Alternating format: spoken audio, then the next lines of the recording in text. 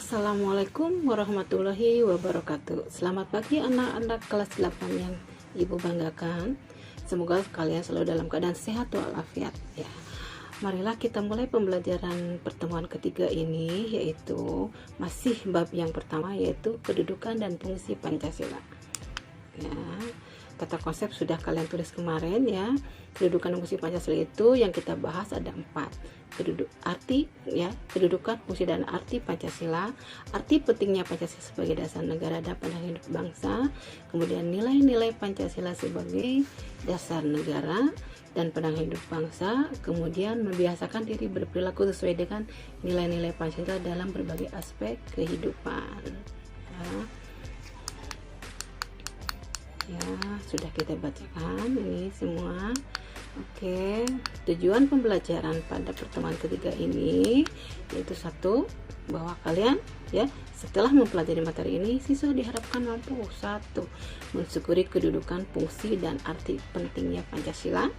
Kemudian yang kedua yaitu mendeskripsikan kedudukan dan fungsi Pancasila. Nah, kemudian kita lihat ya, apa saja kedudukan dan fungsi Pancasila ya, di Indonesia.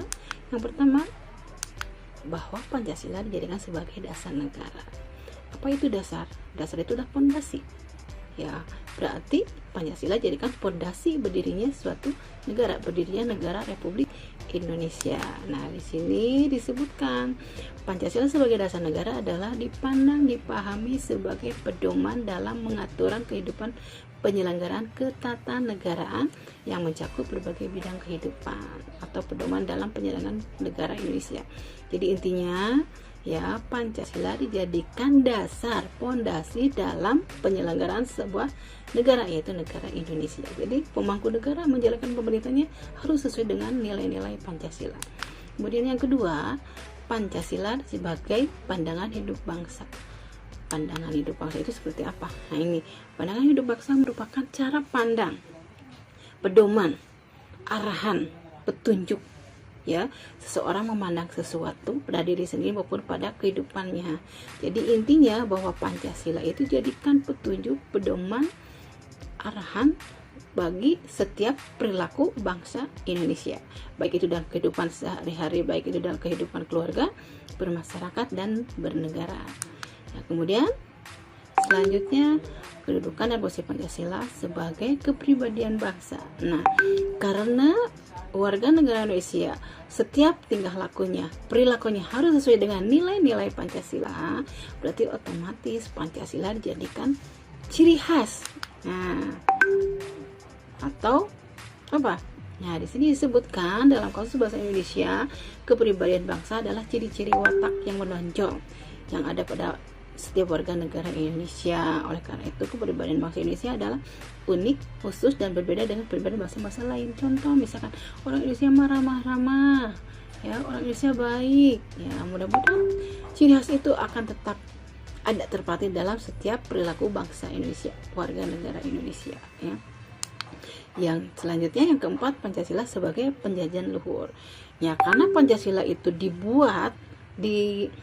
dirumuskan oleh para pendiri negara ya pada tahun 45 ya, oleh berawal dari dibentuknya BPUPKI, para pendiri negara dengan luar biasanya merumuskan nilai-nilai Pancasila, di mana nilai-nilai Pancasila diambil dari cara kehidupan bangsa Indonesia dari sejak zaman dulu. Nah, setelah dirumuskan, ini jadi sebuah perjanjian luhur, harus dibela selama-lamanya, harus dilaksanakan selama-lamanya oleh seluruh rakyat Indonesia. Itu maksud dari bahwa Pancasila sebagai perjanjian luhur, karena Pancasila dibuat secara luar biasa oleh para pendiri negara dan harus terus dibela dan dilaksanakan sampai kapanpun. Nah, kemudian selanjutnya Pancasila yang kelima sebagai sumber dari segala sumber hukum. Di Indonesia aturan hukum itu banyak, tapi semua aturan itu harus berdasarkan nilai-nilai Pancasila.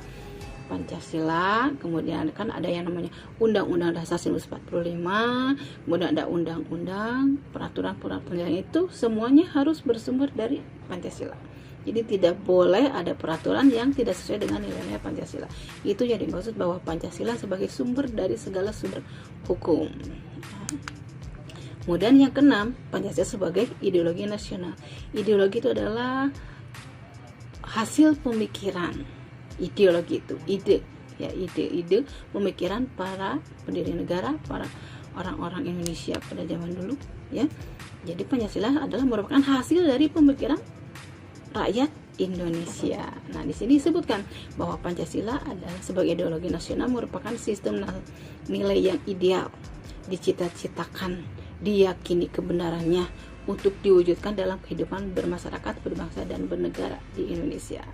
Nah, jadi maksud bahwa Pancasila sebagai ideologi nasional itu adalah harus dilaksanakan secara serentak oleh seluruh rakyat Indonesia karena merupakan sistem nilai yang sudah dianggap baik dan diyakini kebenarannya tersebut, ya.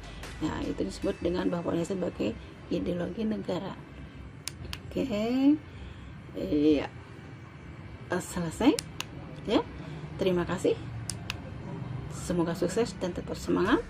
Kita ulang lagi bahwa nilai-nilai Pancasila dari sila ke-1, ke-2, ke-3, ke-4, dan ke-5 itu harus tercermin dalam berbagai kehidupan oleh rakyat Indonesia, di mana bahwa bahwa kedudukan dan fungsi Pancasila itu tadi disebutkan sebagai dasar negara, pandangan hidup bangsa, kepribadian bangsa, sumber dari segala sumber hukum, dan kemudian sebagai perjanjian luhur, dan yang terakhir sebagai ideologi nasional.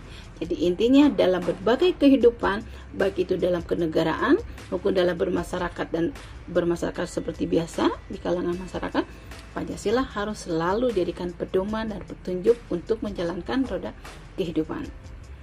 Yang seperti apa? Berarti kalian harus menjalankan nilai-nilai Pancasila dari sila ke-1, ke-2, ke-3, ke-4, dan ke-5, ya.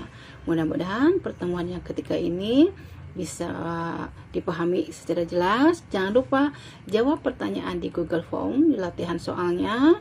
Tentunya tidak akan jauh dari pembahasan yang barusan, ya.